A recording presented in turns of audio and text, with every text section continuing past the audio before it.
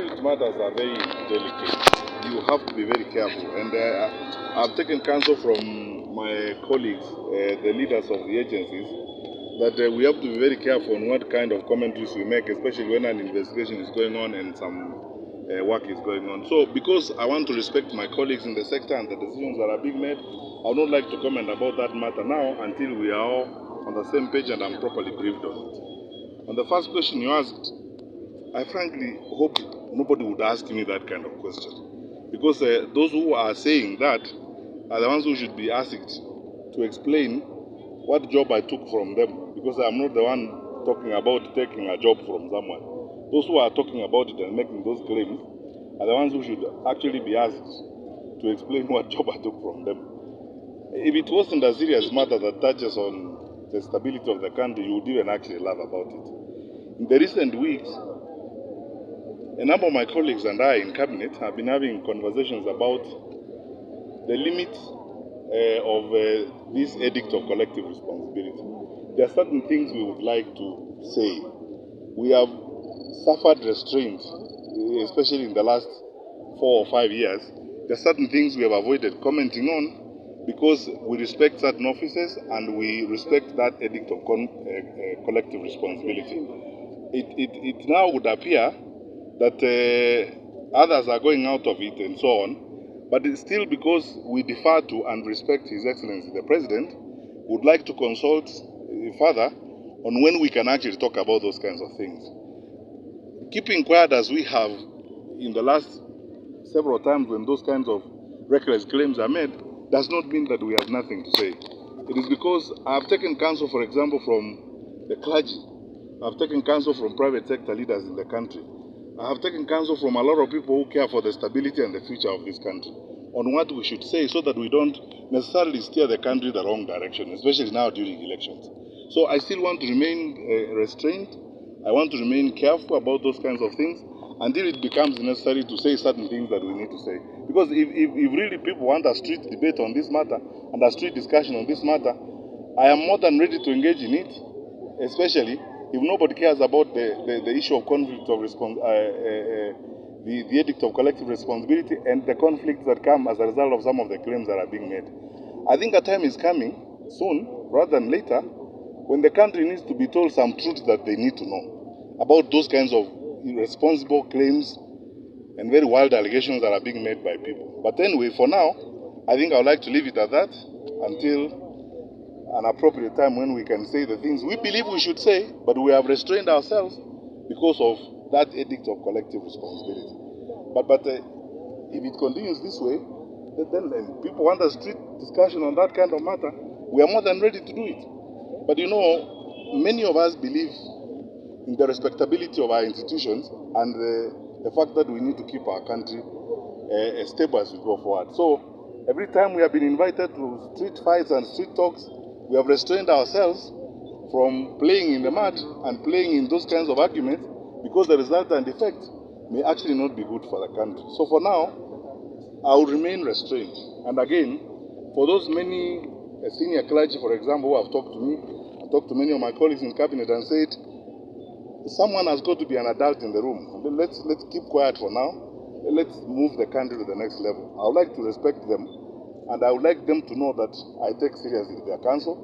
And for the time being, we will keep suffering restraint. And I'm using my words carefully. Suffering restraint.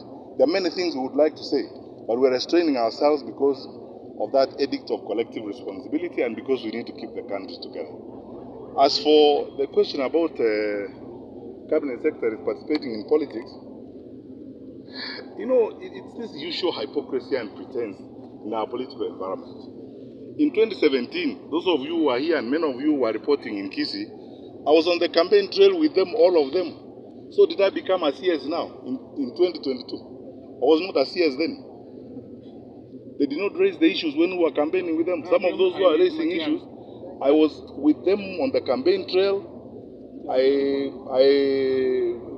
addressed public meetings, even here in Kenya Market.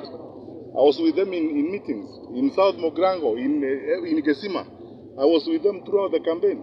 The internet does not forget. Go and look for videos and so on of rallies where we were with them. Those who are making those claims in 2017. Now, because we are not with them, we are breaking the law. You know, this dishonesty characterizes the behavior of those people. And that's why I keep saying all the time, it's laughable that they are seeking a public leadership. Very dishonest people, and then very hypocritical, who believe in just lying to look for cheap and petty sympathies. There is no law we are broken. I am here working with these people. 2/3 of these elders in this church are my father's contemporaries. I am participating in development like any member of society. Nothing absolves me from doing that. What politics have I played today? And in any case, by the way, when did I lose my right to comment about what is happening around society? 3, I am not aware myself of any effort to interfere with the elections. In any case, as I've said several times before, our responsibility as security sector people is to support the IBC to conduct the elections. We do not conduct the elections. And we are ready. We have said that several times. My brother, the Inspector General, and my colleagues in the sector, we have been preparing for this. And we are ready to back up the IBC. However, they will advise us they need backup from us. Where they need police officers, how many they need, where they want them deployed, what they would like them to do, because they also have to prescribe that to us. We are ready to provide that kind of support. But the truth of the matter is this. I am not aware. And you know, when people make all these kind of allegations, the public should scrutinize these kinds of things. Sometimes I think, and on this particular score, I agree with my colleague Joe Musheru, that maybe there is something people want to do and they're beginning to build a propaganda case. Or they have noticed clearly that the election is not going to go their direction, and now they're beginning to whip up emotions, create excuses, lame excuses and so on, make all manner of wild allegations. Because I ask myself, these are not foolish people. Honestly, these are not ordinary people. They're intelligent people. They're educated. Why would they make some of those silly claims they're making? Unless they're actually trying to steer, public opinion in a particular direction because they know what is going to happen. Because if you are a guy of sound mind, and I believe they are, because some of them hold public leadership positions, why would they make those kinds of claims they're making? When they know that they're actually blatantly lying, they're not telling the truth. None of us is engaged in any illegal activity. We participate in public debate openly. We don't do so at night. We don't go into political caucusing. We are members of society. When I turn up in a church like this, I meet everybody, including candidates.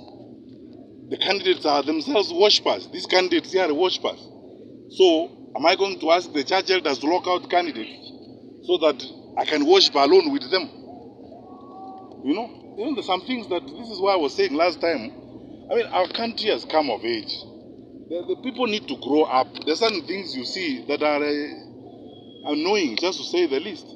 So we are together with these people, and we manage our affairs openly, objectively, and there's nothing we are hiding.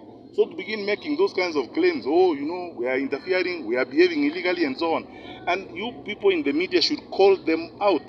I was here on the campaign trail with them. You have videos. You show me. You saw me with them. Show them those videos. We were around here, moving around with them. Did I become a CS now?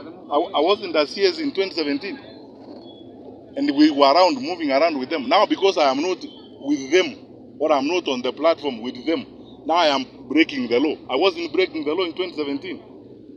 They can tell that to the birds. Thanks.